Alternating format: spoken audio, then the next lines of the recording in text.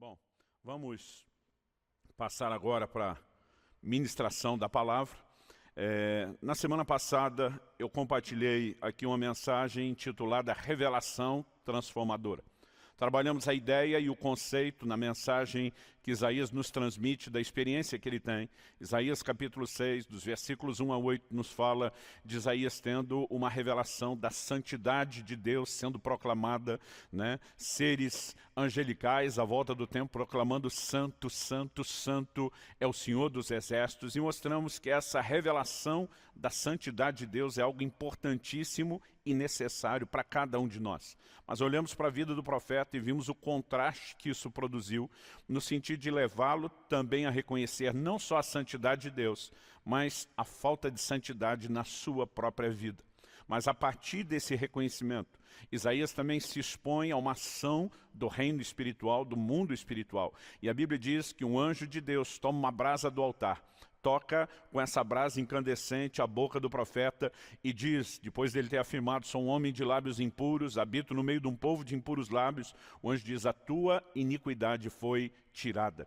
Então mostramos que depois desse entendimento da santidade de Deus, do reconhecimento do que nos falta, nós podemos experimentar uma intervenção sobrenatural. E terminamos não apenas orando, mas declarando que ainda há uma provisão de santificação sobrenatural para mim e para você. Hoje, eu quero trabalhar justamente essa ideia do elemento santificador que foi visto na experiência desse fogo do altar aplicado na vida do profeta Isaías. E o tema da minha mensagem hoje, o nosso texto, nosso ponto de partida será Mateus capítulo 3, nós vamos ler dos versículos 10 a 12. E o tema da minha mensagem hoje é batismo de fogo. Então vamos para o Evangelho de Mateus capítulo 3, do versículo 10 até o 12. O texto sagrado diz, e o machado já está posto à raiz das árvores. Portanto, toda árvore que não produz bom fruto é cortada e lançada ao fogo. Eu batizo vocês com água para arrependimento, mas aquele que vem depois de mim é mais poderoso do que eu, do qual não sou digno de carregar as sandálias. Ele os batizará com o Espírito Santo e com fogo. Ele tem a pá em suas mãos, limpará a sua eira e recolherá o seu trigo no celeiro. Porém, queimará a palha num fogo que nunca se apaga. Eu quero tomar essas palavras de João Batista, fazendo menção e referência a Jesus, e quero usar justamente isso como o ponto de partida para o que vamos compartilhar hoje. A afirmação do versículo 11 é muito específica. Ele termina no final do versículo 11 falando a respeito de Jesus e diz, ele os batizará com o Espírito Santo e com fogo.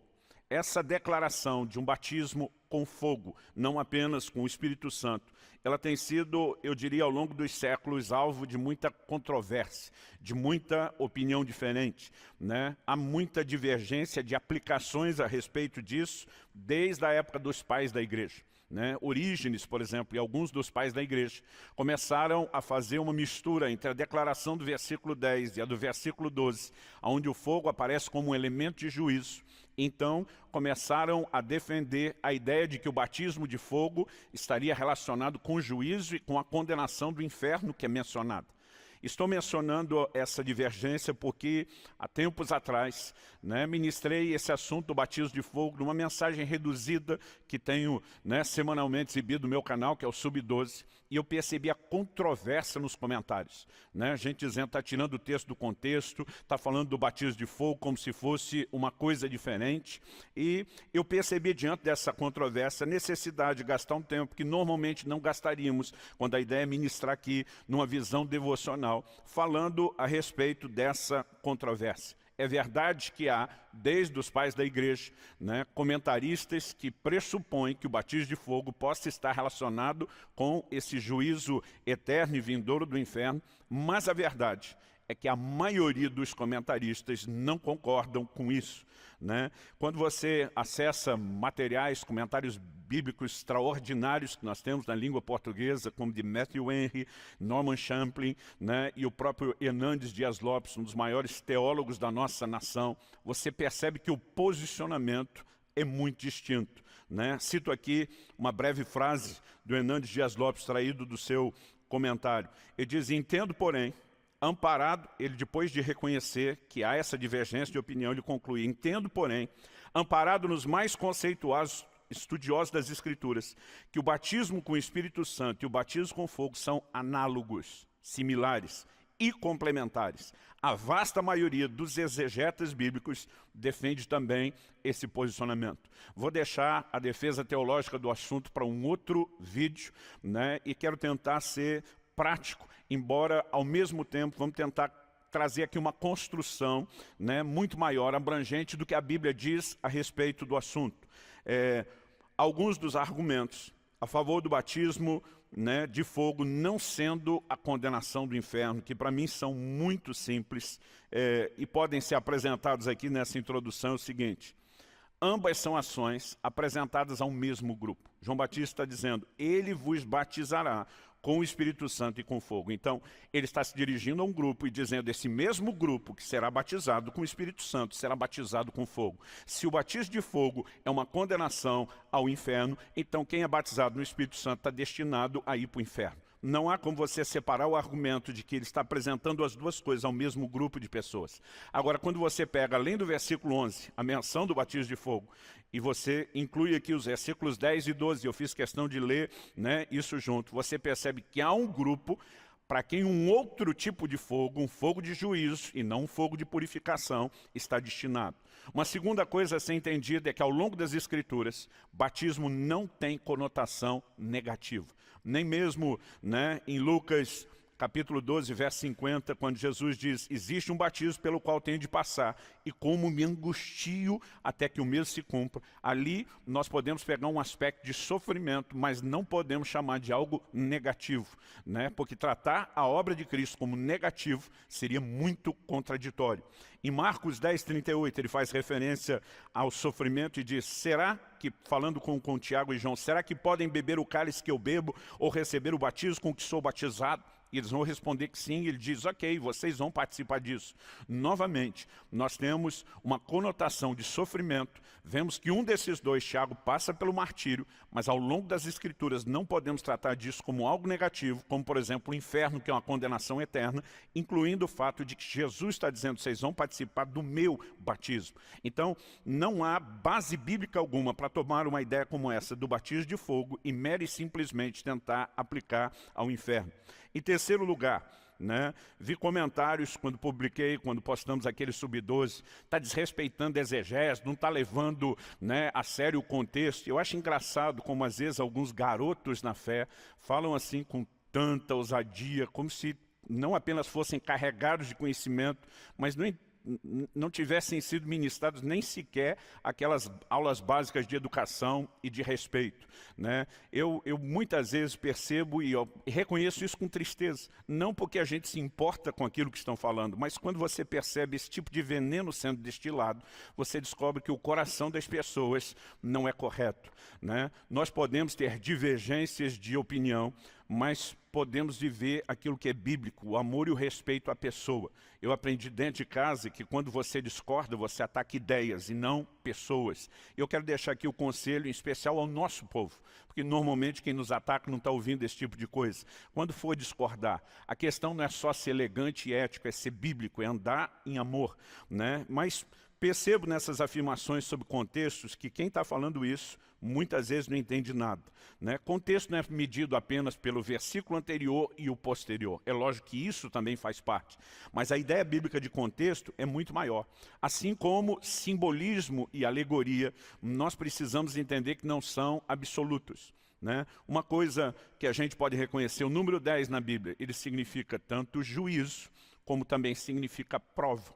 O fogo, ele está ligado ao simbolismo de juízo na Bíblia, sim, mas também está ligado à purificação dos santos. Então, nós precisamos saber lidar com isso. Por exemplo, de uma forma geral, nós podemos reconhecer que a Bíblia trata a figura da serpente como uma figura do diabo.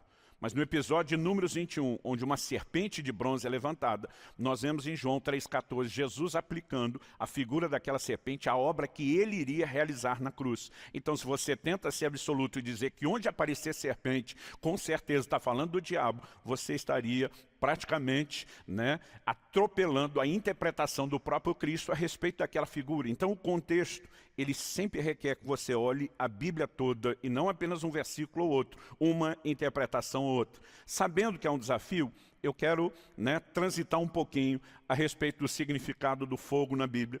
Depois disso, eu quero mostrar como o fogo, como ação divina em prol dos santos, né, aparece em outros textos da Bíblia, para só então, em terceiro e último lugar, trabalhar aqui a minha visão prática e aplicação prática do que é esse batismo de fogo que está à nossa disposição. Então vamos lá, né? Qual é o significado do fogo? O fogo aparece na Bíblia com significados distintos, mas dois deles são os mais recorrentes. O primeiro, trabalhamos um pouco melhor essa ideia semana passada, é a visão de purificação.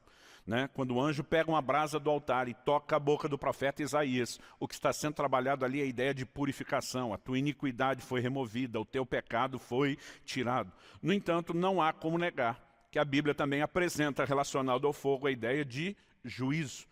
Então, a razão pela qual muitas vezes as pessoas se dividem é porque nesse texto de Mateus estamos vendo a presença do fogo e estamos vendo as duas figuras ligadas ao fogo, que é tanto purificação como juízo. A única coisa que precisamos ao entender esses dois elementos é olhar e entender quando a Bíblia está falando de um e quando a Bíblia está falando de outro. Por exemplo, no livro do Apocalipse, no capítulo 1 e no versículo 14, nós temos uma menção específica a respeito da revelação que João tem de Jesus, e ele faz a seguinte afirmação, né? Os olhos, se referindo à visão que ele tem de Jesus, diz a cabeça e os cabelos dele eram brancos como a lã alva, como a neve. Ele diz os olhos eram como chama de fogo. Vamos pegar, por exemplo, essa revelação da Bíblia a respeito de Jesus, falando dos seus olhos como chama de fogo. Qual é a ideia do fogo visto nos olhos de Jesus? Se você, por exemplo, avança para Apocalipse, no capítulo 2 e no versículo 18, você vai perceber uma relação ou uma aplicação desse fogo voltado à igreja. Ele está tratando com a igreja, né? E ele diz, ao anjo da igreja em Tiatira, escreva, uma orientação que o anjo enviado pelo próprio Jesus dá a João. Essas coisas diz o Filho de Deus, que tem os olhos como chama de fogo. Então ele está se revelando à igreja, eu sou aquele que tem os olhos como chama de fogo. Quando você olha a respeito, né, do que ele está tratando com a igreja, você vai perceber a presença de pecado. Mas não temos aqui uma mensagem que leva imediatamente ao juízo. Por exemplo, quando o pecado de Ananias e Safira é trazido à tona em Atos 5, nós temos um desfecho de juízo. Aqui o que o Senhor está propondo é restauração. Ele chama ao arrependimento e ele diz que se o arrependimento com a restauração proposta for evitado, então o desfecho do assunto será juízo. Mas a revelação que ele traz aqui para a igreja, né, dentro da visão dos olhos de chama de fogo, é muito similar, a não ser a questão de propósito, com aquilo que nós vemos da revelação dele em Apocalipse 19:12, em relação aos seus inimigos. Em Apocalipse, no capítulo 19, no versículo 12, nós já temos menção do retorno do Senhor, né, de como ele vai tomar vingança contra os seus inimigos. E aqui, quando a Bíblia apresenta o Senhor Jesus, né, o verso 3 diz, está vestido com manto encharcado de sangue, seu nome é verbo de Deus, sabemos que está falando de Jesus. O versículo anterior, o 11, diz, eis que viu o céu aberto, um cavalo branco, seu cavaleiro se chama fiel e verdadeiro, julga e combate com justiça. A ideia aqui é juízo. Olha o versículo 12, os seus olhos são como chama de fogo.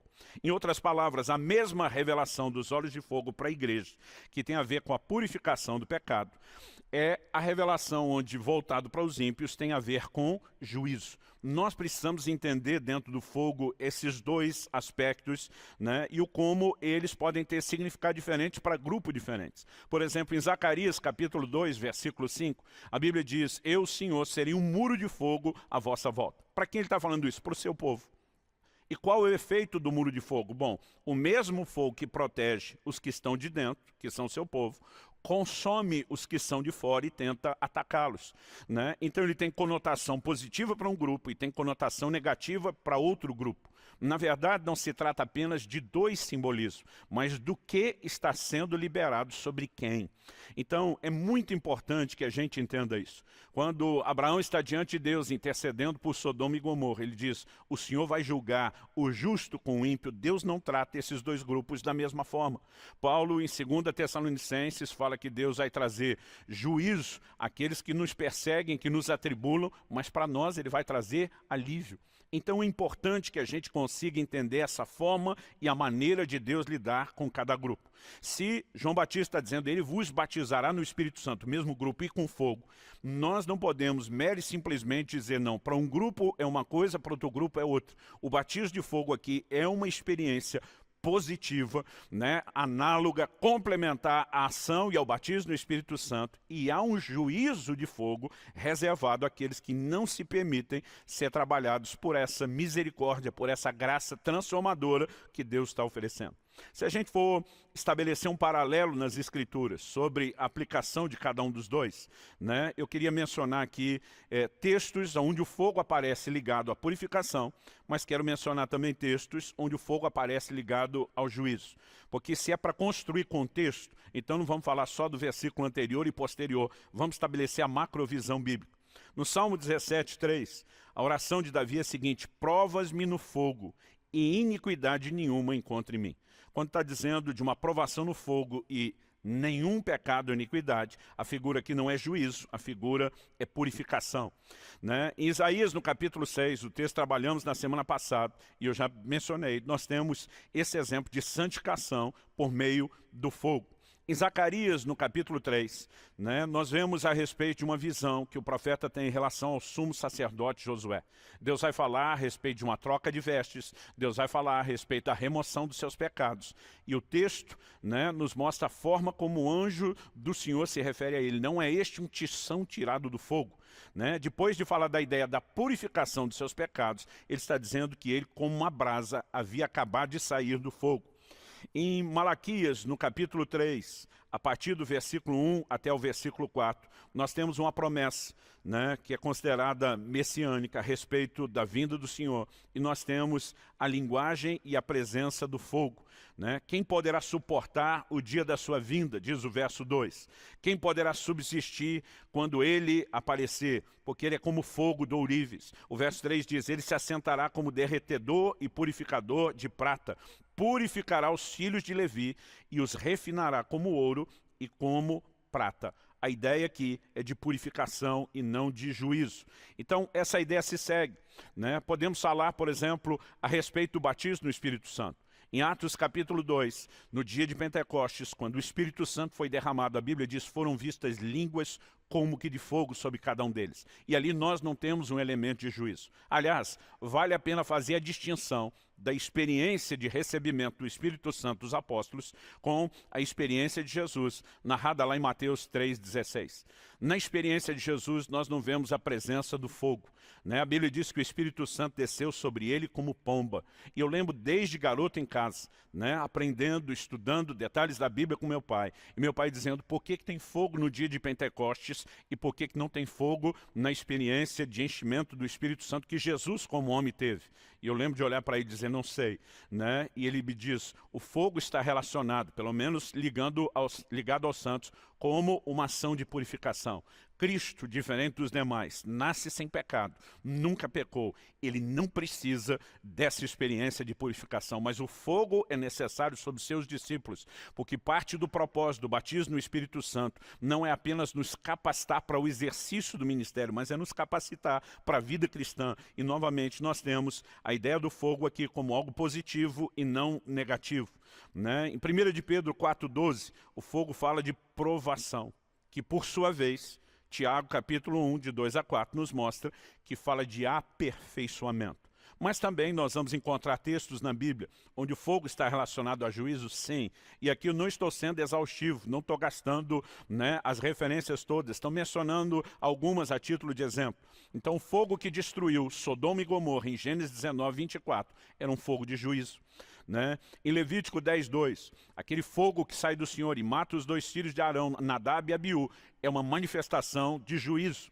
Em Números 16:35, na revolta de Coré, Datã e Abirão, a Bíblia diz que saiu fogo do Senhor e matou 250 levitas que carregavam o incensário. É uma experiência de juízo. E 2 Reis, capítulo 1, versículo 10, nós vemos, né, Elias sendo abordado por um capitão enviado por Acabe com 50 soldados. Ele diz, desça fogo do céu e consuma vocês. E aqueles, né, 51 homens enviados por Acabe, em 2 momentos distintos isso acontece, né, foram literalmente incinerados por um fogo de juízo.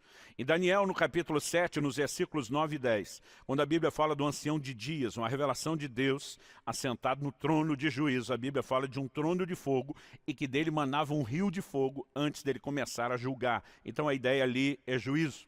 Amós capítulo 7, versículo 4 diz, o Senhor chamou o fogo para exercer a sua justiça. Aqui é juízo, né? E podemos citar inúmeras referências bíblicas ligadas a um inferno que também é de fogo. Além desse texto de Mateus 3 que nós lemos, Mateus 5, 22, Mateus 13, 40, Mateus 18, 8, Mateus 25, 41, Marcos 9, 43. Isso se estende até o Apocalipse, Apocalipse 14, 10, Apocalipse 20, 15, Apocalipse 21, 8. E aqui nós temos juízo. Então a pergunta é, fogo na Bíblia tipifica purificação ou juízo? Os dois. Dependendo o momento, dependendo o contexto, nós conseguimos entender qual é a sua obra. Agora, sempre que falamos da relação da pessoa do Espírito Santo com o fogo, e falando do Espírito Santo que vem para converter o pecador, para convencê-lo do pecado, da justiça e do juízo, do mesmo Espírito Santo que está presente no novo nascimento, Tito 3,5 fala do lavar, da regeneração,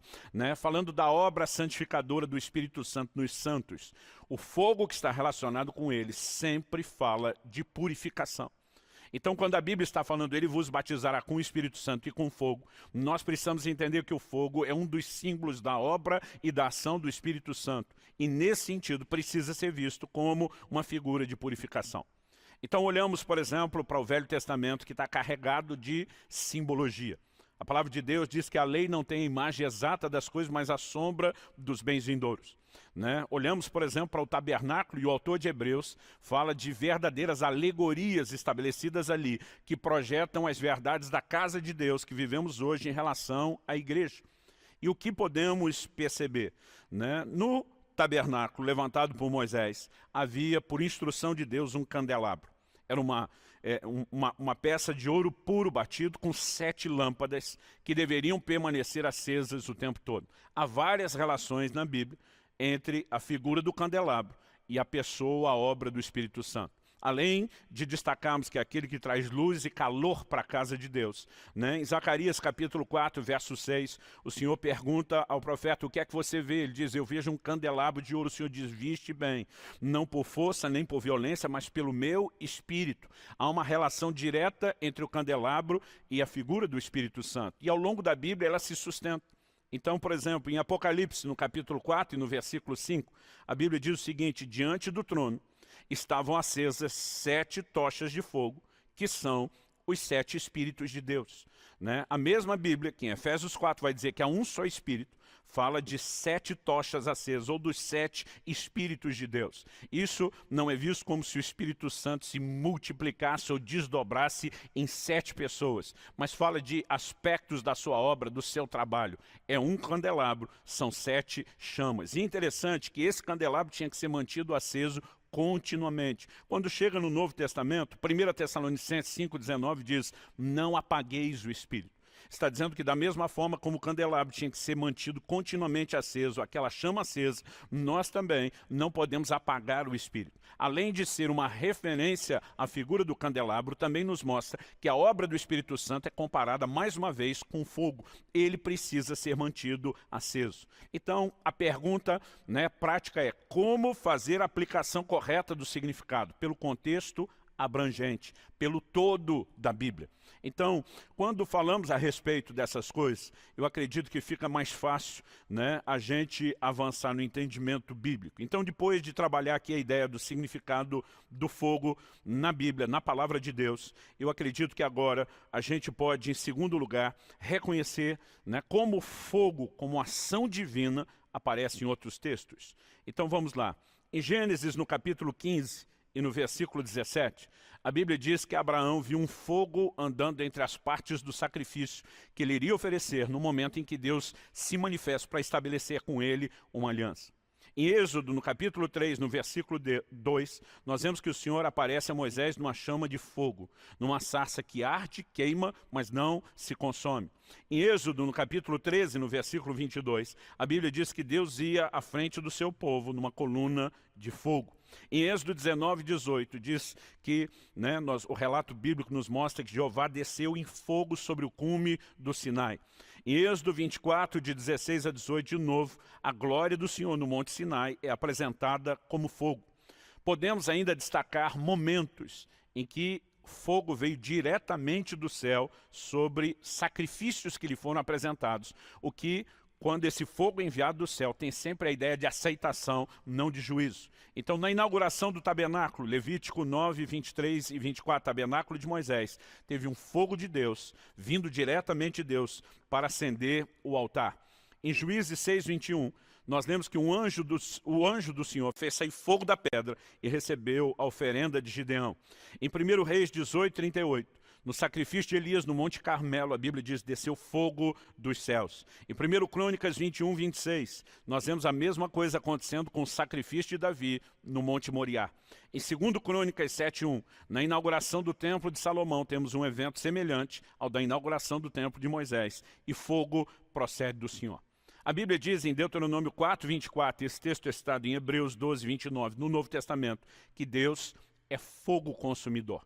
E quando você olha o texto, você percebe que o contexto fala primeiro de purificação para os seus, depois de juízo para aqueles que não se permitem ser purificados. Em Jeremias 23, 29, nós temos a relação do fogo até com a própria palavra de Deus.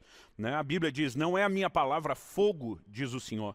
E você sabe que a palavra de Deus tem ação santificadora. Na oração de Jesus, em João 17, 17, ele diz, Pai, santifica-os na verdade. A tua palavra é a verdade. Então não dá para separar a ideia do fogo com santificação, com purificação, e também não dá para separar de juízo. Agora, o que nós não podemos é misturar. A palavra de Deus nos mostra elementos muito distintos de para quem é oferecida a purificação e para quem é oferecido o juízo. Qual o sentido de João Batista dizer ele vai batizar com o Espírito Santo e com fogo? O mesmo grupo vai receber as duas coisas e o fogo ser a condenação. Então quem é batizado no Espírito Santo iria para o inferno é justamente experimentar uma ação específica do fogo para que a outra não precise ser experimentada. No Evangelho de João, no capítulo 15, Jesus fala que a vara que não permanece nele, que é cortada da videira, ela seca e depois vai ser lançada no fogo. Ali o fogo é juízo. Foi desperdiçada a obra que o Senhor Jesus oferece, então o que sobra no final é juízo. Mas, obviamente, Deus não começa disponibilizando o fogo do juízo. O fogo do juízo é apenas para quem rejeita o fogo purificador que ele disponibiliza. Então, quando a gente vai entendendo e estabelecendo essa visão, fica um pouquinho mais fácil de compreender esse batismo de fogo como algo que está disponível ao cristão. Então aqui eu entro no meu terceiro e último tópico da mensagem e vamos tentar trazer a aplicação prática. Acho que uma das coisas que podemos começar mencionando é que Hebreus capítulo 6, ali a partir do versículo 1, onde a Bíblia fala dos rudimentos da doutrina de Cristo, dos princípios elementares da nossa fé, a palavra de Deus nos fala, além do arrependimento de obras mortas, da fé em Deus, a palavra de Deus nos fala da doutrina de batismos, está no plural. Outro dia alguém falou, pastor, doutrina de batismo está no plural, batismos. Mas Efésios 4 diz, há um só batismo. Qual é a diferença disso? Falei, bom, o mesmo texto de Efésios diz, há um só Deus, um só Espírito, e ao mesmo tempo que há um só Deus, esse único Deus, ele se manifesta e revela em três pessoas. Há um só batismo, não tem a ideia de limitar a quantidade. Nós precisamos entender isso na perspectiva correta. Está falando a respeito de uma única experiência. E o contexto ali também nos remete a entender qual experiência de batismo específico está sendo dito. Mas, voltando ao aspecto aqui da doutrina de batismos no plural, nós podemos considerar o que já não se aplica a nós, que em primeiro lugar nós vemos o batismo de João. né? João diz, eu batizo para arrependimento. Em Atos 19:4, Paulo explica aos cristãos, dizendo, olha, João veio praticando um batismo de arrependimento. E deixa claro, aquele batismo era parte de um anúncio e preparação para a vinda do Messias, o Cristo. O Cristo já veio, ele estabeleceu o seu próprio batismo. Então é a partir de Cristo que nós vamos ter uma pluralidade de batismos que precisa ser entendido. E esses, além do batismo de João, esses sim se aplicam a nós. O primeiro a ser mencionado é uma experiência, né, que a Bíblia fala de ser batizado em Cristo. Jesus fala a respeito de batizarmos as pessoas na água, mas há um batismo que é chamado de um batismo em Cristo. Isso está lá em 1ª carta de Paulo aos Coríntios, no capítulo 12 e no versículo 13. Esse texto sagrado nos revela o seguinte, Paulo diz, pois em um só Espírito, todos nós, todos os crentes, fomos batizados em um só corpo, quer judeus, quer gregos, gentios, aqui quer dizer, quer escravos, quer livres, e a todos nós foi dado beber de um só Espírito. Então, particularmente, entendo que quando Paulo está falando aos Efésios, há um só batismo, ele está falando dessa experiência que todos nós vivemos, que é uma experiência espiritual. Ela está relacionada ao novo nascimento. É interessante observar que, apesar dele dizer que em um Espírito fomos batizados em um só corpo, nós precisamos entender, e mesmo ele depois dizendo que a esses que foram batizados em Cristo foi dado de beber de um só Espírito, que aqui a Bíblia não está falando do batismo no Espírito Santo. Está falando de sermos colocados no corpo de Cristo. Se você perceber, tanto o versículo anterior como o versículo posterior, né, eles nos falam a respeito da ideia do corpo. O versículo 12, o versículo 14, ele está construindo aqui a ideia de que nós somos um corpo. A soma dos membros compõe um corpo, mas que cada um de nós individualmente é membro do corpo de Cristo. Então, como nos tornamos parte do corpo? Nós somos colocados para dentro de. A palavra batismo significa mergulhar, colocar para dentro de. Então, quando a Bíblia está dizendo que nós somos batizados em Cristo, nós fomos colocados para dentro de Cristo, por meio do novo nascimento, que é obra do Espírito Santo. Né? Tito 3,5 fala do lavar, da regeneração do Espírito Santo. Nós somos trazidos a Cristo. Aliás, vale destacar aqui que o Espírito Santo nos batiza em Cristo. Esse é o novo nascimento. Mas depois Cristo, no qual fomos inseridos, é quem nos batiza no Espírito Santo. João disse, ele, Jesus, vos batizará no Espírito Santo. O Espírito Santo nos traz a Cristo. Temos a experiência do novo nascimento. Passamos a beber do Espírito Santo, ele mora em nós. Mas agora há uma outra experiência mais profunda que Jesus nos permite ter, e é ele quem nos mergulha no Espírito Santo.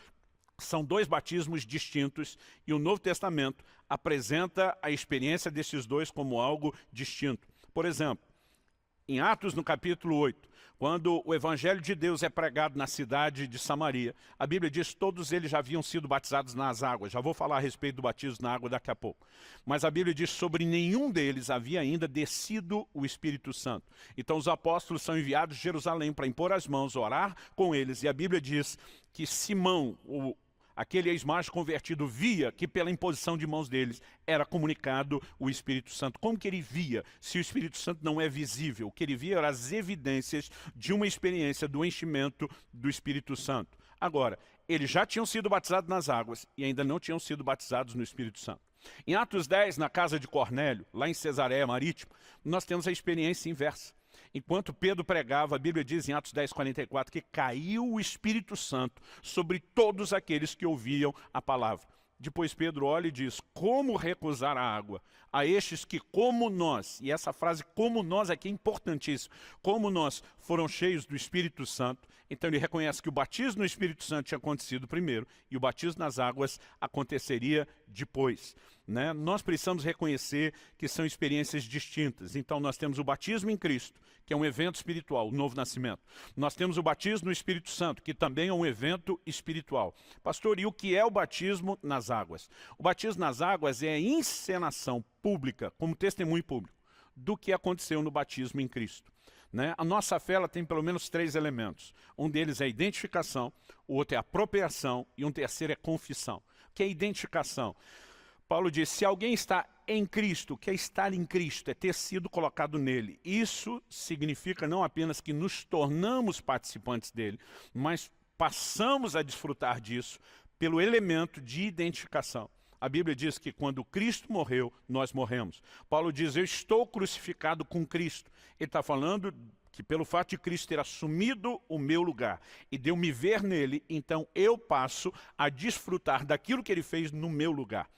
A frase estou crucificado com Cristo não significa que em algum momento Paulo e Cristo estavam juntos, fisicamente falando, pendurados na mesma cruz. Mas é a identificação. Quando a Bíblia diz morremos com Cristo, ressuscitamos com Cristo, estamos assentados com Cristo nas regiões celestes, como diz Efésios 2,6, está falando desse nosso lugar. A identificação nos leva a uma apropriação. Então, se ele fez no meu lugar, se ele me representava, é como se tivesse acontecido comigo.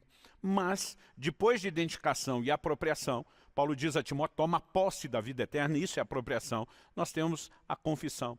Né? A Bíblia diz, se no teu coração creres que Deus ressuscitou a Jesus dentre os mortos, Romanos 10, e com a tua boca confessares, a confissão sempre é necessária. E o batismo nas águas é a confissão de que nós não apenas cremos na pessoa de Cristo, mas na obra que ele fez em nosso lugar. Então a palavra de Deus nos mostra, com muita clareza lá em Romanos 6, que nós fomos sepultados com ele na sua morte. Quando mergulhamos a pessoa nas águas, estamos testemunhando a sua morte e o sepultamento com Cristo. Quando tiramos essa pessoa das águas, eu sempre brinco que a parte de tirar é muito importante, nós estamos testemunhando a sua ressurreição com Cristo para andar em novidade de vida. O batismo nas águas não é uma experiência espiritual. Ele simplesmente é o testemunho de qual foi a experiência de ter nascido de novo e ter sido batizado em Cristo, inserido em Cristo. Tem gente que diz, não, eu nasci de novo no dia do batismo. Não, naquele momento nós testemunhamos porque houve um novo nascimento e qual é a fé que temos. Mas a experiência de ser batizado em Cristo, o novo nascimento é espiritual. O batismo nas águas ensina isso. O batismo no Espírito Santo é uma experiência espiritual. E complementando essa ideia do aspecto plural, João Batista falou, ele vos batizará no Espírito Santo e em fogo. Esse em fogo leva muitas pessoas a entender que então batismo no Espírito e batismo em fogo seria uma coisa só. Eu particularmente discordo, né? Sustento aqui as palavras do reverendo Hernando Dias Lopes, de que as duas experiências são análogas e são complementares.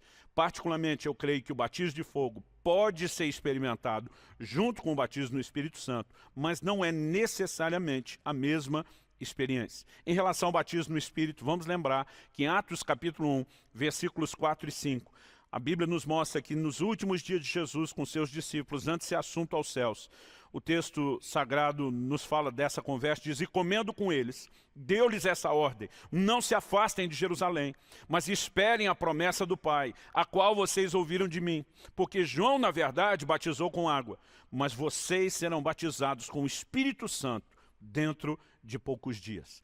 Né? O Senhor Jesus está dizendo, João batizou com água. E vocês lembram que enquanto fazia isso, ele prometeu que eu batizaria no Espírito Santo. Pois bem, está chegando a hora. Mas temos também a mesma promessa de João, a qual Jesus se referiu, como um batismo de fogo. Então, já demonstrei que esse batismo de fogo de Mateus 3,11 não é o fogo eterno da condenação do inferno de Mateus 3,12 para aqueles que rejeitaram essa experiência. Mas, repito aqui, acredito que também não seja necessariamente uma única experiência com o batismo no Espírito Santo. Pastor, mas em Pentecoste, nós não vemos eles sendo batizados no Espírito Santo. E também a presença do fogo, é verdade. Atos 2, 3 e 4 diz, e apareceram distribuídas entre eles línguas como que de fogo, as quais pousaram sobre cada um deles. Todos ficaram cheios do Espírito Santo. Começaram a falar em outras línguas, segundo o Espírito lhes concedia que falassem. Nós vemos a presença do fogo. Agora, quais são as contestações a transformar isso numa única experiência? Em Éfeso, nós podemos ler isso em Atos 19, 5 e 6. Nós vemos que o batismo nas águas, que Paulo pratica com aqueles discípulos, e o batismo no Espírito Santo se deu de forma conjunta. As duas experiências foram vividas ali de forma conjunta. Eu particularmente acho lindo quando isso acontece, né? Já tive experiência várias vezes de batizar alguém em nome do Senhor Jesus e quando a gente tira a pessoa da água, ela já sai cheia do Espírito Santo, falando em outras línguas. É lindo quando essas duas experiências acontecem juntos. Agora, a pergunta é, isso faz da experiência um batismo só? Não. Como eu mencionei antes, em Samaria, Atos 8, os crentes foram batizados primeiro na água depois no Espírito Santo. Já em Atos 10, Cesareia Marítima, na casa de Cornélio, eles foram batizados primeiro no Espírito, depois na água. Então, porque em Atos 19 os dois aparecem juntos, nós vamos tentar transformar numa única experiência, sendo que há outros relatos mostrando que as experiências são distintas e podem acontecer em tempos separados. Não, nós não temos o direito, em nome de uma experiência, uni-los. E muitas vezes a ideia, promovida principalmente pelos pentecostais, por causa que a menção de fogo no dia de Pentecostes, é dizer que o batismo no Espírito Santo e em fogo é uma única coisa. Quando o texto diz, ele vos batizará no Espírito Santo e em fogo, ele está dizendo que são duas experiências. A pergunta é, elas podem acontecer juntos? Com certeza. Agora, elas sempre acontecem juntos? Não necessariamente. E eu demorei muito para fazer essa distinção prática. Por quê? Fui batizado no Espírito Santo aos 15 anos de idade. Eu nasci e cresci num lar cristão. Eu não tive aquele momento contundente de conversão que muita gente tem, do dia que entrou, né, na igreja ou recebeu o evangelho através de alguém, arrependido, debaixo de convicção do Espírito, né, entregou sua vida a Cristo, teve a experiência do novo nascimento, aquela mudança drástica acontecendo, até porque nasci e cresci num lar cristão, que temia Deus e nos ensinava a andar segundo a palavra de Deus. Mas se há um momento que eu posso dizer para você, que significou transformação na minha vida, foi a experiência do batismo no Espírito Santo. A partir dali minha vida deu uma guinada, não apenas no sentido de ter experiências espirituais, né, mas de ser literalmente consumido por um fogo interior, que fazia com que cada fibra do meu ser quisesse Deus e Deus somente, quisesse distância do mundo e do pecado. Hoje, né, sem gastar tempo demais, eu entendo, baseado em toda a convicção que eu tenho na palavra de Deus, que a minha experiência do batismo no Espírito Santo foi também uma experiência de um batismo de fogo. Agora, isso significa que todo mundo viva junto a mesma experiência? Não. Quando você volta na história do movimento pentecostal, antes mesmo de se pregar o batismo no Espírito Santo, a manifestação dos dons, né? Porque no pacote houve restauração de todas essas coisas. O início do movimento pentecostal. E você pode falar, né, lá do avivamento da Rua Azusa, ou você pode falar dos desdobramentos. Você percebe que eles carregavam uma mensagem. Essa mensagem era uma mensagem de uma inteira santificação. Este despertamento começa a acontecer no mundo antes da experiência pentecostal. O entendimento de santificação, né, começa a ser promovido de uma maneira muito intensa, principalmente a partir do século XVIII, com John Wesley. Nós vemos essa ideia, esse entendimento sendo trabalhado, resgatado, e essa busca de uma experiência profunda de santificação, né, que eles chamavam de uma segunda experiência, culmina com essa experiência sendo restaurada do batismo no Espírito Santo. A maior mensagem do início do movimento pentecostal era uma mensagem de santidade e de santificação. Em algum momento o movimento pentecostal foi deixando de lado o aspecto da santidade, da santificação, para falar só da experiência do batismo, para falar só a respeito dos dons, e não é de se admirar que hoje, mesmo cultivando e vivendo a experiência, nós estamos vendo as manifestações poderosas do Espírito Santo, já não tão intensas e nem tão presentes, mesmo nos chamados ciclos pentecostais e carismáticos. Eu acredito de todo o meu coração que a igreja está caminhando para um tempo e para um momento onde Deus quer trazer uma experiência de um batismo de fogo. E quando falamos do batismo de fogo, precisamos entender que se não tem a ver com a condenação para o inferno, que esse é para quem rejeita o evangelho, ou mesmo para um crente que pode chegar ao ponto, como diz o livro de Hebreus, de calcar os pés ao Filho de Deus, profanar o sangue da aliança com o qual foi santificado e ultrajar o Espírito da graça. Então sim, esse pode ser arrancado da videira, como diz Jesus em João 15, e como o galho que foi arrancado da videira secar, esse sim pode ser lançado no fogo. Mas para aqueles de nós que decidimos andar no Senhor, há uma provisão. Santificação não é apenas algo que vamos alcançar com uma busca humana, é fruto de uma experiência sobrenatural. Há recursos celestiais. A graça de Deus está à nossa disposição justamente para nos capacitar a andar em santidade, mas há um batismo purificador. Assim como Isaías experimenta o fogo de Deus, assim como a palavra de Deus fala da experiência do sumo sacerdote Josué como um tição tirado do fogo, que sai santificado, purificado. Há uma experiência santificadora sobrenatural a ser vivida por obra do Espírito Santo. E sabe, enquanto as pessoas querem ficar discutindo a doutrina do batismo de fogo, elas muitas vezes perdem de vista que podiam estar vivendo uma experiência, podiam se voltar para Deus de todo o coração. O plano e o propósito de Deus, eu lhe garanto, eu te digo isso com toda certeza, não é que a igreja se torne a igreja mundana que nós vemos na figura da igreja de Laodiceia. Alguém para quem o Senhor diz, porque você não é quente nem frio, mas morno, eu estou a ponto de vomitar você da minha boca. Não, há uma obra extraordinária que nós podemos viver da parte de Deus. Esse Senhor Jesus que ainda tem olhos como chama de fogo, esse Deus que ainda tem fogo no altar, tem uma provisão de santificação para mim e para você. A vida cristã não deveria ser um esforço para conseguir uma santidade que é inalcançável, que é impossível, que vive distante. No entanto, muitos de nós ou não estamos buscando, ou estamos buscando da forma errada, tentando alcançar isso só na força do braço.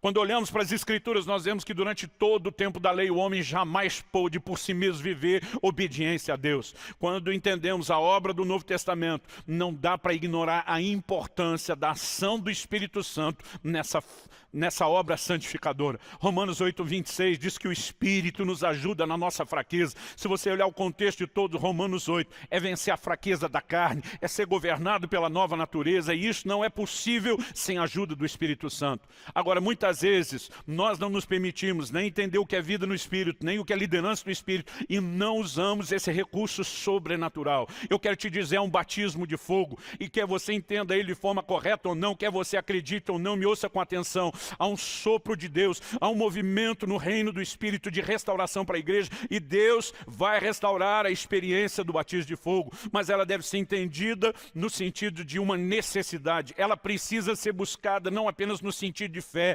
mas de uma atitude de confiança, de dependência de Deus, e acredite, ela pode ser experimentada. Muitas vezes eu ficava frustrado, vendo pessoas dizendo, eu tive uma experiência com batismo no Espírito Santo, mas eu olhava e dizia, onde está aquelas evidências transformadoras tão fortes que eu assisti na minha própria vida, na vida de tanta gente? O que durante muito tempo eu demorei a perceber é que alguns, apesar de terem recebido aquilo que os capacita, os habilita para o serviço, nunca se permitiram ser tocados de uma forma mais profunda. Às vezes por ignorância, às vezes por falta de busca, são vários elementos que não é a minha intenção discutir aqui. O importante é que a gente termine dizendo, há uma experiência sobrenatural, ela precisa ser buscada. Eu tenho orado e clamado a Deus, não apenas sobre a nossa igreja local aqui em Curitiba, eu tenho orado que essa manifestação venha sobre a igreja brasileira, que essa manifestação venha sobre as nações, e eu acredito que Deus quer abrir e ampliar o nosso entendimento para viver uma expressão sobrenatural, né, dessa santificação como nunca antes vivemos. Olhamos nas Escrituras e vemos pessoas, né, como Daniel e os seus amigos, que no seu coração decidiram não se contaminar, que se posicionaram para Deus e estavam muitas vezes dependendo apenas de uma decisão e um esforço, e já viviam o socorro de Deus como Isaías vivenciou. Mas nós temos uma promessa, nós temos uma provisão na pessoa do Espírito Santo, e a pergunta é, por que não usá-la? Por que não buscá-la? Eu quero te encorajar hoje, né, a simplesmente sair desse culto, não apenas com entendimento, bom, então existe um batismo de fogo, ele é purificador, mas a se permitir desejar e a buscar isso.